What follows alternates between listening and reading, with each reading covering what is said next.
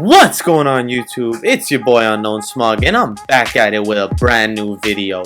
So today I'm bringing you guys my facilitating finisher build. But before I bring you that build, let me show you how my facilitating finisher does up against some legends.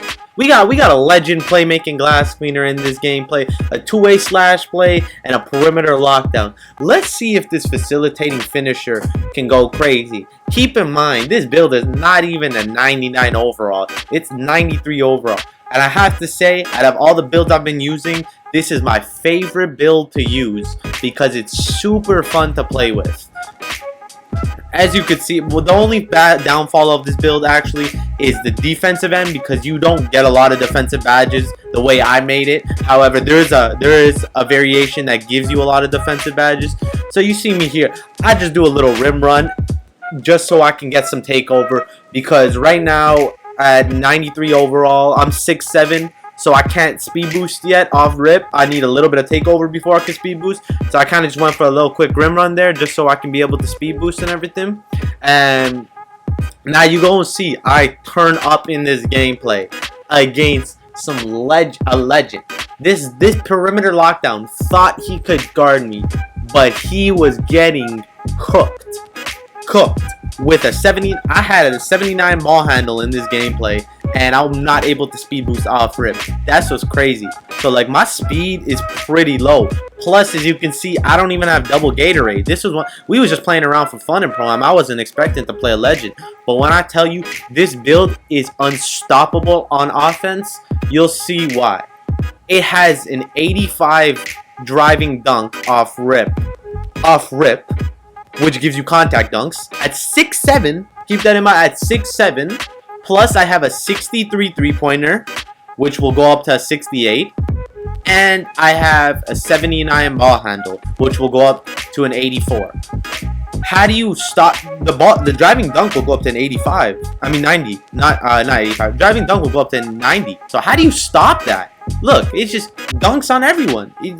You can't. He's 6'7", so it's already a mismatch. And the fact that I can get a contact dunk on everybody, I'm telling you, out of every build I've used, I feel like this build is the most offensive dominant, because of the simple fact that you can be 6'7" with this build and still have crazy stats. You have Hall of Fame playmaking, you have Hall of Fame finishing, you have 13 shooting badges on this build. 13! You're gonna see after when I make this build how many badges it has. It has a crazy amount of badges.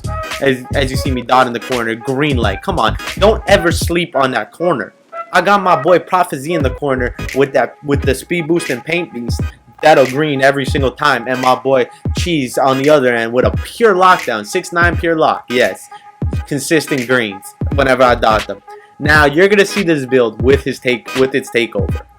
This build with takeover is unstoppable. Step back, green light. Come on, you gotta guard me. You have to guard me out here. Even though you perimeter lock, you can put anyone on me. I'm gonna cook anyone, especially when I'm using this build.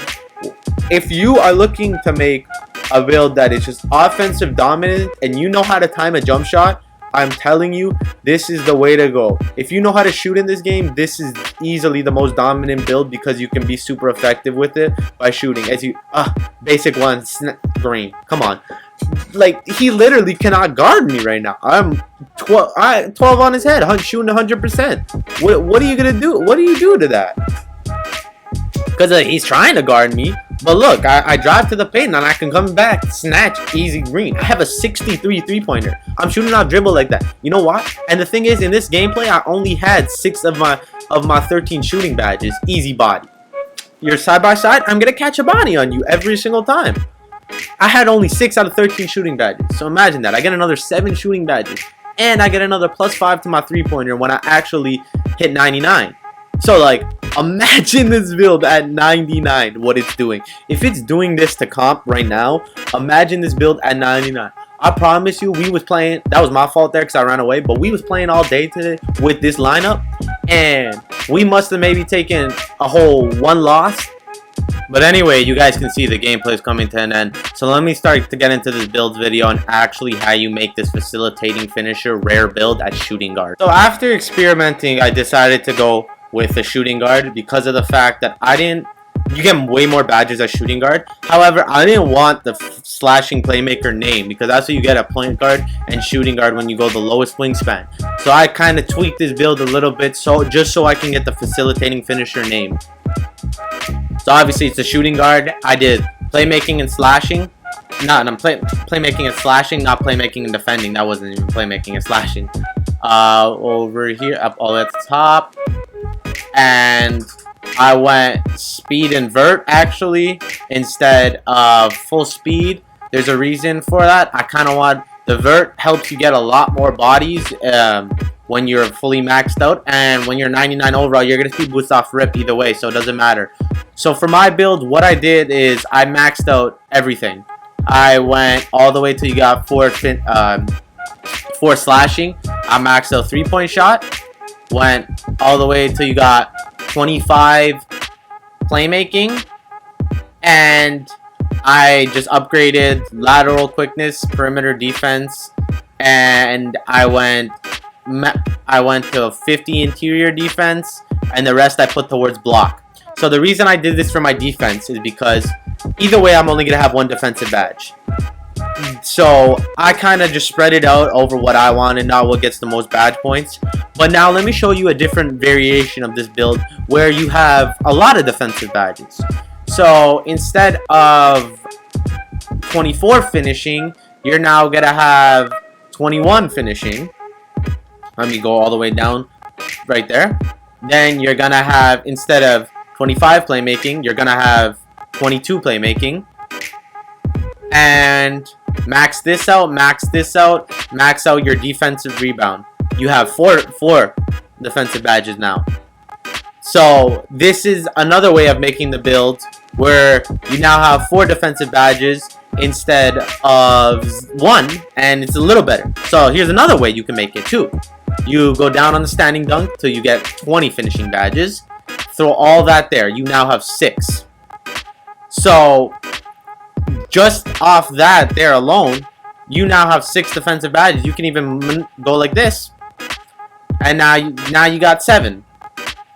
You can make this if you made this build at a point guard. So at shooting guard, this is how the badge setup would look if you want a lot of the defensive badges. If you made this build at point guard, let's say like 6'5" or 6'6", you can have actually 20, 13, 22, I believe, and 9 defensive badges on this build. However, if I want to defend on the 2s, I'll bring out my 2-way slash play.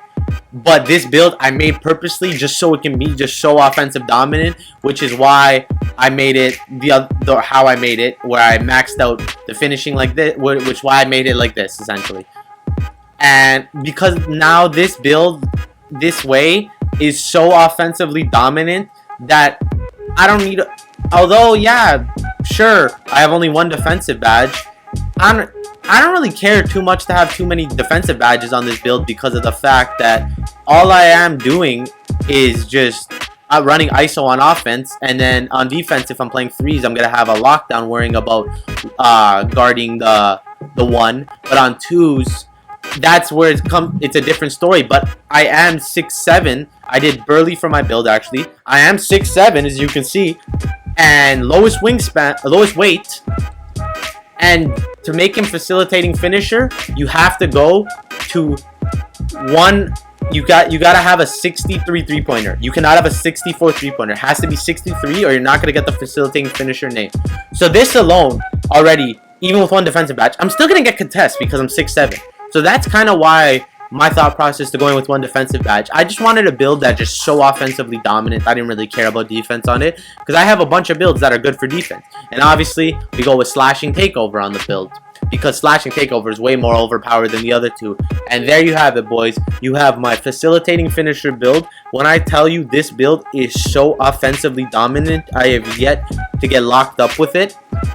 I hope you guys enjoy. If you like this build, go try it out for yourself. Make sure to leave a like and subscribe to the channel.